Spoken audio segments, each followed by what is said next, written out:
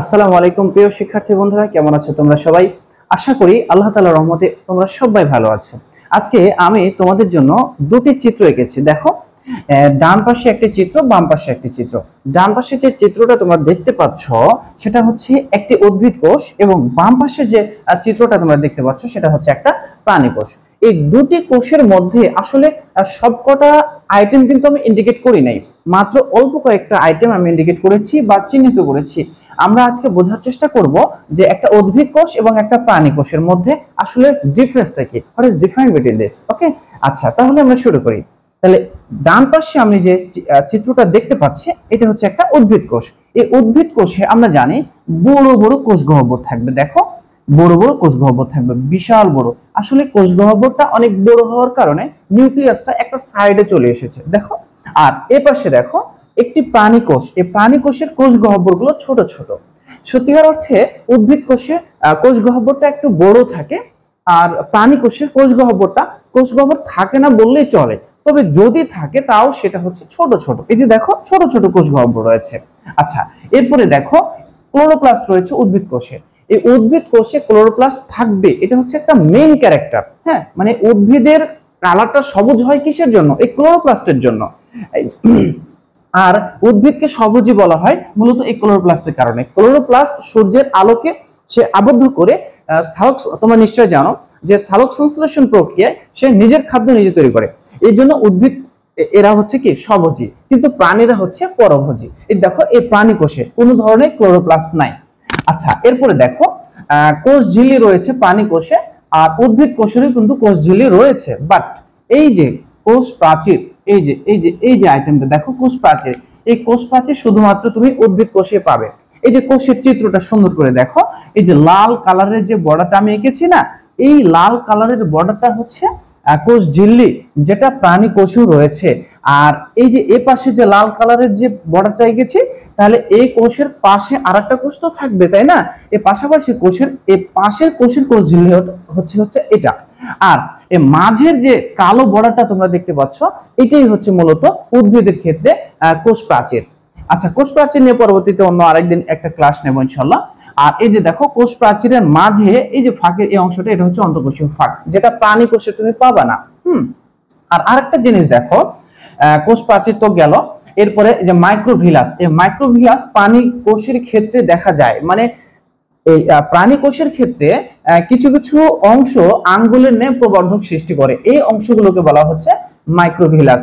অথচ উদ্ভিদ কোষের ক্ষেত্রে এই মাইক্রোভিলাসটা নেই।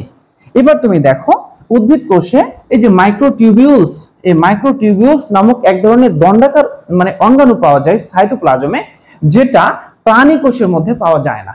দেখো প্রাণী কোষে নাই, কিন্তু প্রাণী কোষে এই যে দেখো সেন্ট্রিওল রয়েছে। কি রয়েছে? সেন্ট্রিওল রয়েছে, কিন্তু উদ্ভিদ কোষে তুমি সেন্ট্রিওল পাবা না। ঠিক আছে? আচ্ছা, আর কি দেখা যায়? আর দেখা যায় হচ্ছে লাইসোজোম। যদি আমরা দেখি লাইসোজোম আছে উভয়টাই। আচ্ছা, মোটা দাগে এখন আমরা একটা উদ্ভিদ কোষ আর একটা প্রাণী কোষের মধ্যে পার্থক্য যদি করতে চাই, তাহলে তোমরা কখনো ভুলবে না, প্রয়োজনে খাতা কলম নাও, একটু লিখে নাও। ঠিক আছে? একেবারে বুলেট বরাবর পার্থক্য। ঠিক আছে? যেটা কখনো মিস হবার নাই। 4 থেকে 5টা পার্থক্য তুমি লিখতে পারবে ইজিলি। আচ্ছা, তাহলে সেটা কি আমি শুরুতেই বলে দিই নাম্বারিং করে। এই যে দেখো স্টার চিহ্ন দিয়েছি, এটাকে 1 নম্বরে রাখবো। ওকে, তাহলে কোষ প্রাচীরের দিক দিয়ে আমরা বলবো উদ্ভিদ কোষে কোষ প্রাচীর আছে, কিন্তু প্রাণী কোষে নেই। দেখো এই চিত্র দুটো তুমি ভালো করে খাতায় এঁকে নাও, তুমি চিত্র থেকে পার্থক্য লিখবে। ওই বই পড়ে রাতের বেলা তুমি পড়া নিয়ে মুখস্থ করবা উদ্ভিদ কোষ প্রাণী কোষ উদ্ভিদ কোষ প্রাণী কোষের পার্থক্য নো, সেই দিন শেষ। জাস্ট চিত্র দিয়েই তুমি মুখস্থ করে নিতে পারবা যে কোনটা কোন দিকে আছে, কোনটা কোন দিকে নাই। আচ্ছা দেখো, কোষ প্রাচীর উদ্ভিদের আছে, প্রাণীতে নেই। এবার 2 নাম্বার, সেটা হচ্ছে এই যে ক্লোরোপ্লাস্ট। ইয়েস, এটা উদ্ভিদে আছে, প্রাণীতে নেই। 2 নম্বরে গেল। এবার 3 নাম্বারটা কি? এই যে 3 নাম্বার সেন্ট্রিওল প্রাণী কোষে আছে, উদ্ভিদ কোষে নেই। আচ্ছা, এরপরে দেখো 4 নাম্বারটা হচ্ছে কি? এই যে কোষ গহ্বর দেয় 4 নাম্বার। হ্যাঁ, 4 নম্বরটা হচ্ছে কোষ গহ্বর। এই কোষ গহ্বর উদ্ভিদ কোষে বিশাল বড় বড় আকৃতির আছে। এই যে দেখো কত বড় কোষ গহ্বর। আর প্রাণী কোষের ক্ষেত্রে আমরা বলবো যে কোষ গহ্বর নেই। এই যে প্রাণী কোষের ক্ষেত্রে আমরা বলবো কোষ গহ্বর নেই, আর থাকলেও সেগুলো খুবই ছোট ছোট আকারের আছে। ওকে, আর 5 নম্বরের আরেকটা পার্থক্য হচ্ছে সেটা হলো মাইক্রোটিউবিউলস। এই যে যে খন্ড খন্ড দণ্ডাকার যে সাইটোপ্লাজমীয় অঙ্গনগুলো রয়েছে এগুলো হচ্ছে মাইক্রোটিউবিউলস। এই মাইক্রোটিউবিউলস উদ্ভিদ কোষে পাওয়া যায়, প্রাণী কোষে সাধারণত পাওয়া যায় না। আর অন্যান্য অঙ্গাণুগুলো আমি আর এখানে ইন্ডিকেট করছি না, তোমরা জানো, তোমরা বই দেখলে এগুলো সলভ করতে পারবে। আমি এখানে দুটো চিত্র এঁকেছি জাস্ট এতটুকু বোঝানোর জন্য যে একটি উদ্ভিদ কোষ এবং একটি প্রাণী কোষের পার্থক্য তুমি চিত্রের মাধ্যমে কিভাবে করবে। আশা করি তোমাদের জন্য এটি সলভ হয়ে গেছে। যদি কোনো প্রশ্ন থাকে, বোঝার কোনো প্রবলেম হয়, তাহলে প্রয়োজনে ভিডিওটিকে আরেকটু ব্যাক করো, একটু স্লো মোশনে চালাও, একটু পুশ করো, খাতায় একটু নোট করে নাও, চিত্র সহ তুমি কি করে মনে রাখবা, জাস্ট চোখের মাধ্যমে এটা কি করে মনে রাখবে এটা তোমার ব্যাপার। আশা করি তোমার জন্য এটা সহজ হয়েছে।